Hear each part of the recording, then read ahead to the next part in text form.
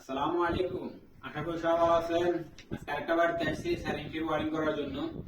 তো একটাই বাথরুম আছে, বাথরুমটা ওয়ারিং করে কমেন্ট বসে সবকিছু ক্লিয়ার করে দিয়ে যাব। এটা কিন্তু একবার মুরুমের ভিতরে অনেক দূরে, আসার সময় প্রায় 60 টাকা ভাড়া লাগছে এই জায়গাটার ভিতরে আসার জন্য।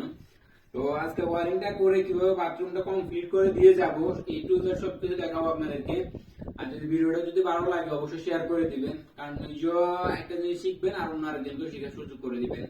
তো যে দেখেন আমি এই যে হাফারটা করে সবকিছু ক্লিয়ার করলাম, বাটুগুলো উঠাই। এখানে এখানে মেলা ফাঁক দেওয়া হয় নাই, তো এখানে মেলাটা আমি ক্লিয়ার করে নিছি। এখন আমি 4 ইঞ্চির ওয়ারিংটা করবো, ওয়ারিংটা করার পর কমেন্টটা বসাই দিব। তো ইনশাআল্লাহ এ টু জেড সবকিছু দেখাবো আপনাদেরকে। আশা করি পুরো ভিডিওটা দেখবেন। তো চলুন আপনাদেরকে ভিডিওটা দেখা যায় কিভাবে ওয়ারিংটা করি। 4 ইঞ্চি ওয়ারিংটা করার আগে সুধীর জিজ্ঞাসা করে নিলাম যে এখানে কি মাগাত ফ্রাঞ্জি দিবে না মাগাত আরবি দিবে। আর মাগাত আরবি মানে হচ্ছে যে বাংলাদেশ যেটাকে লো কমেন্ট বলা আর কি, এটাকে সৌদিতে বলা হয় মাগাত আরবি।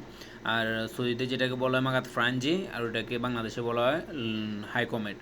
তো এখন সৌদিরে জিজ্ঞাসা করলাম কোনটা দিবে, ও বলছে যে লো কমেন্ট দিবে। তো আমি বললাম যে সমস্যা নাই, লো কমেন্ট দিলে কিন্তু নিচে কুয়ার এটা দিতে হবে লাজিম, যেটা আমি এখন জোড়াইতেছি। আর এটাকে বাংলাদেশে কী বলে আমি জানি না, যারা জানেন তারা অবশ্যই কমেন্ট করে জানাবেন। তো এই জিনিসটা কিন্তু আমাকে আরবি হলে দিতে হবে, মানে যেটাকে লো কমেন্ট বলা হয়, লো কমেন্টের ভিতরে এটা দিতে হবে লাজিম বাধ্যতামূলক, না হলে কিন্তু রেহা আসবে, রেহা মানে হচ্ছে যে গন্ধ আসবে আর কি।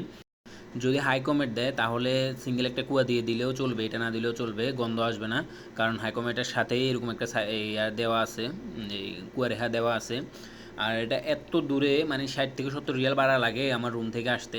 তো সেই হিসেবে চিন্তা করলাম যে একদিনে এই 4 ইঞ্চির ওয়ারিংটা করে কম্পিউটার সব বসায় সব কিছু জায়জ করে দিয়ে যাব। কারণ আগে দেওয়াল ওয়ারিং কমপ্লিট করে ফেলছি, চেক করাও শেষ, টাইলসও লাগানো শেষ, আপনারা দেখতেই পারতেছেন।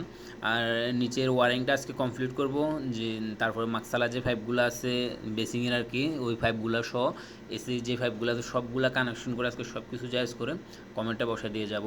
আর অনেকেই আমার কাছে একটা জিনিস জানতে চাইছেন যে যখন আমরা ওয়ারিংটা করি যে লো কমেন্টের জন্য সাইডের দেওয়াল থেকে কত সেন্টি রাখি, পিছনের দেওয়াল থেকে কত সেন্টি রাখি।